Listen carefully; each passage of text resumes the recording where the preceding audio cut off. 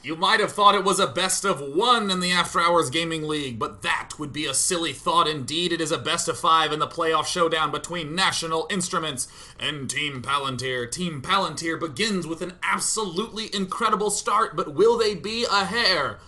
Sprinting to an early lead and collapsing with a nap and a whole bunch of arrogance later on. I don't know, but I can still not believe that that hair wound up losing the race.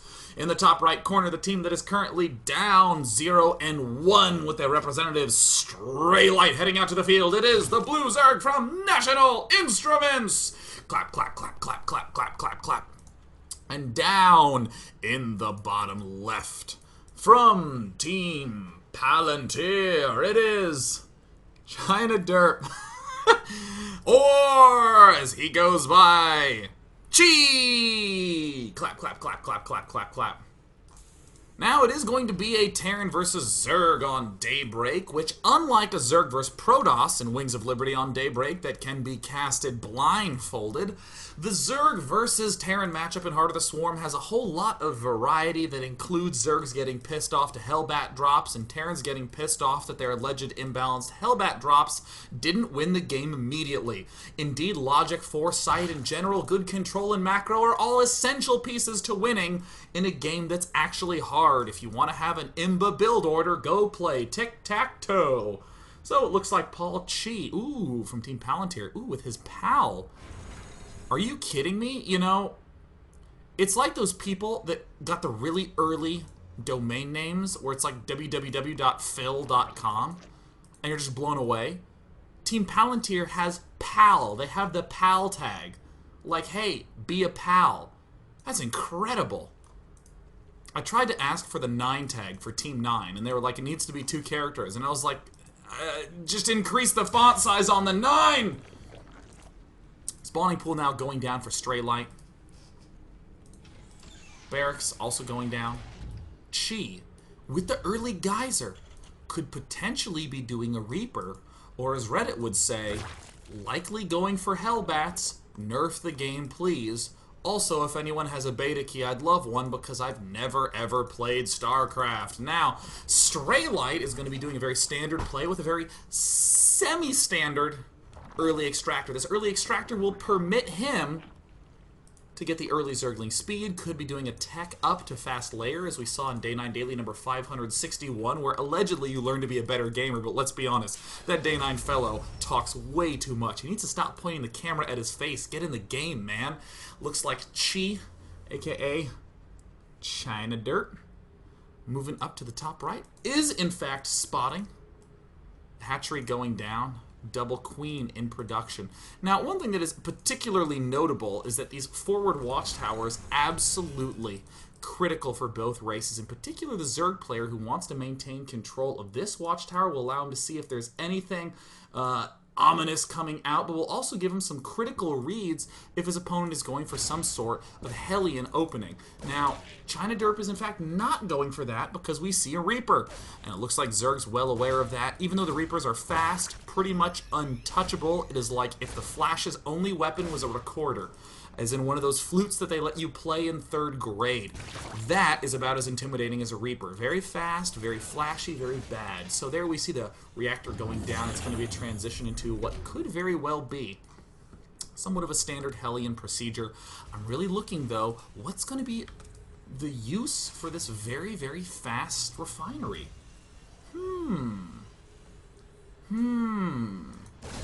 Ooh, there's been double Reaper going down. I didn't know that there was a double Reaper going down. The double recorder was only really played by Jen in the movie Dark Crystal.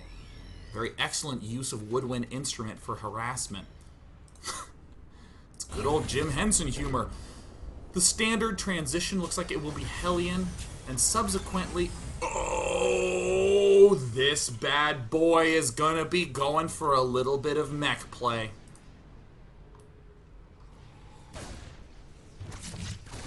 This is good pressure being applied by China Dirt. He's continuing to get some excellent reads on what his opponent is doing with his gas.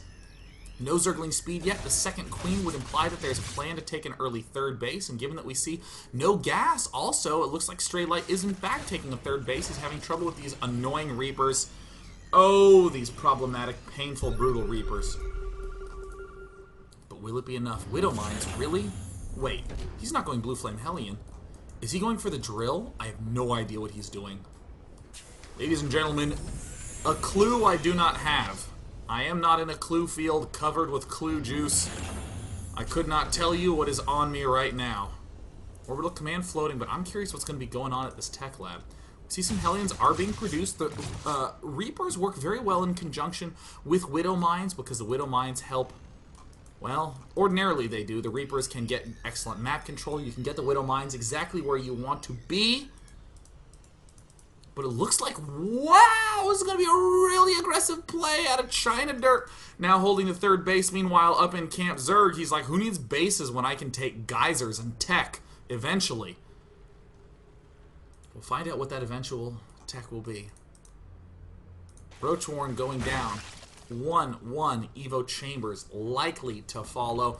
There is the starport now planting down. It looks like China Derp is going for something aggressive. There's really no need to get very early tanks unless you're planning to attack. I mean, Hellions, Banshees, Widow Mines, Reapers, all these things have pushed the Zerg way back home.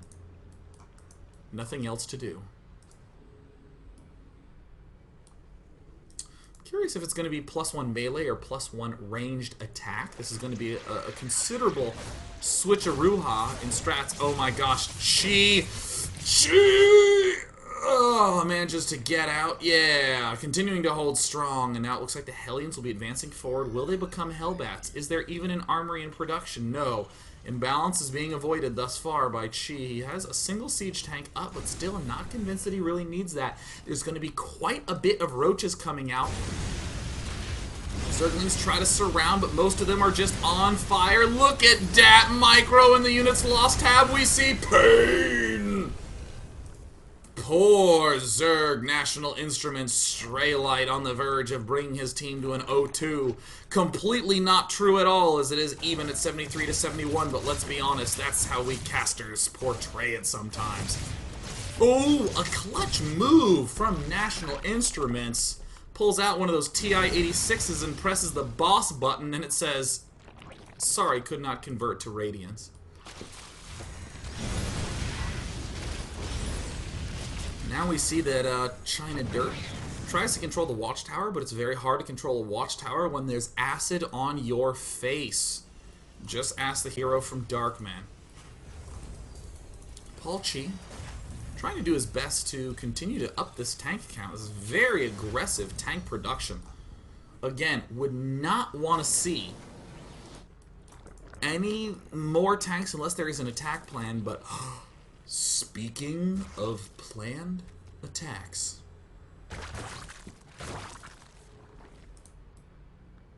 uh-oh. Uh-oh. Looks like the locusts are coming. Could be potentially dangerous. There is, in fact, the range and Carapace going down. It looks like it's going to be some sort of Roach Hydra plus Locust attack incoming. Now it looks like there is a transform. The research, the transformation servos, allows you to dip back and forth between Hellbat and Hellion. So now, as it looks like our friend China Derp, he's trying to find some angle to get in there. Much like an ambitious high school students in the industry of esports, I just need to know the right person, right? Something like that. Now it looks like China Derp is stepping in. He roasts a pair of drones. Will he get a trio or perhaps even a quartet, a quintet? Will it be a full choir? It's a quartet. He can now sink quietly into the cold, icy waters on board of the Titanic, and not a lot else. Straylight currently is going to be a lot of money you can build. It looks like around 7 Swarmos is getting the Carapace. Could very easily transition into dat mass swarm hosts. Continued upgrades coming up. Tanks being produced. Quite aggressive numbers. Oh, this is actually fantastic. I know I like to be in silly mode, but let's be honest, if you have a slow, immobile army, it's a lot more difficult to be aggressive and hold this back third. However, if you expand here, you wall up this with supply depots, or you plant a single Widow Mine and say, dude, you got this, hang in there. Both of which will allow you to expand here and continue to be aggro. It looks like a bunch of Hellions are being dropped in the most vulnerable location on the map. No, he loses the medevac, and there he's streaming in. Will he get another quartet? He originally had 4 drones down. Will he get another 4?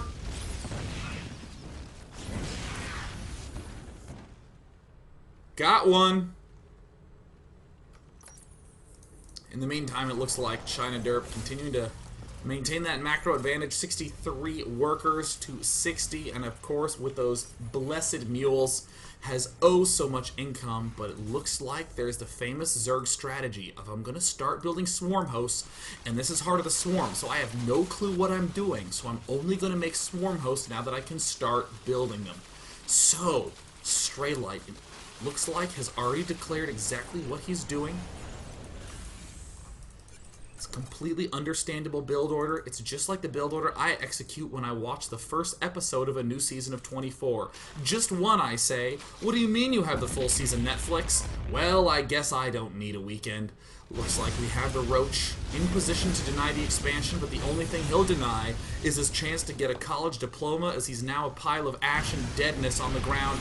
And the swarm hosts step in. Straylight continuing to make swarm hosts because swarm hosts. And that really is the whole thought process with those. Let's be honest, swarm hosts are rad. Team Palantir really needs this win, because then they can easily do a variety of different strategies in games 3, 4, or even 5 if it goes that long. But right now, Team Palantir just needs to make sure it doesn't lose too many tanks to the 3 swarm hosts, to the 3 locusts. We're starting to see a balance tipping in the favor of not Terran. Tanks unsieging. For what reason are you unsieging? You're part of the force helping keep these siege tanks alive. Another single roach. Uh-oh. 1-1 versus 2-2. Versus 3 units right now. The siege tank's holding strong, preventing any real damage from arriving at the siege tank. A little bit of hurt. Forward placement of the Vikings allow a little bit of extra range upgrade, and right now, I can't even tell who's ahead. Spire coming up, Hive out. Expansions, a plentiful, abound with workers. All the geysers going up, and the units lost tab. This is looking much like the Eastern Front. Little dudes equipped with pitchforks marching off to their death. No, he's on siege. He's gonna lose a tank. Oh, and it falls. What is going on? They're walking to their death. How? And how? And now we have the Hellbats falling, and it looks like the unit's lost tab is continuing to look more and more red. The Roaches exploit the opportunity. They see that the siege tanks are not sieged. What is going on? China Derp. Oh, the Derp is maximum right now, and it looks like a small counterattack of a non-zero number of Roaches is doing a very high number of triple to quadruple digit damage. A scan, an advancement forward, 3 more sacrificial tanks. This is not a sun god, and China Derp, you are not an Aztec. You don't need to be doing this. In the left-hand position, we see the Roaches have caused massive damage to the natural expansion. Oh, the tanks will siege up, but right now, these siege tanks are really all that's abating the pressure from this massive number of swarm hosts in the main base.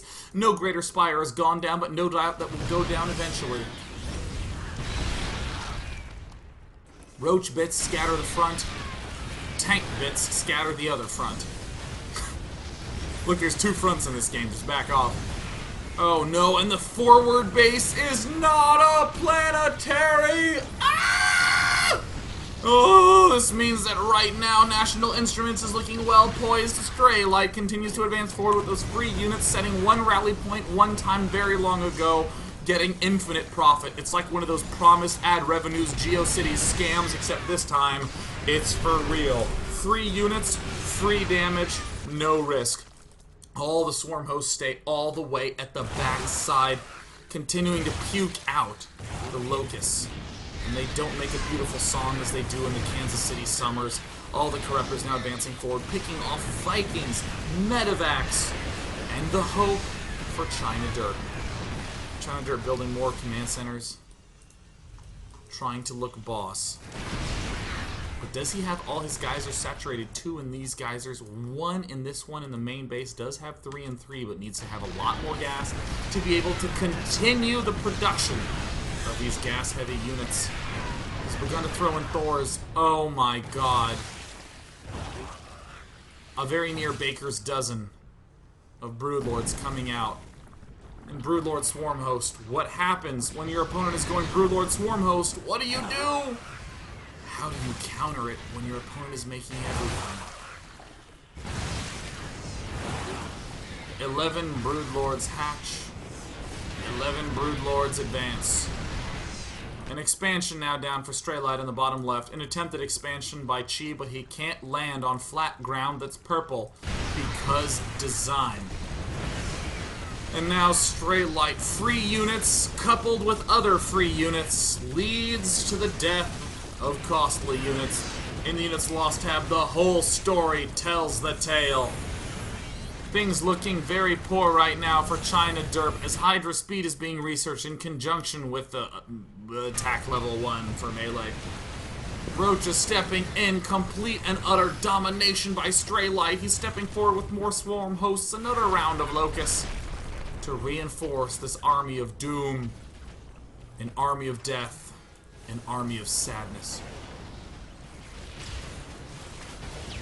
This is looking more hairy than the opening issue of Blackest Night as the Terran tries to amass a pair of Thors, a pair of Vikings. But a pair and a pair is always short of 2 short of a baker's dozen, he said mathematically. A couple of Corruptors stepping in, more Locusts. Oh my gosh, this is looking like true Zerg. And China Dirt GG's!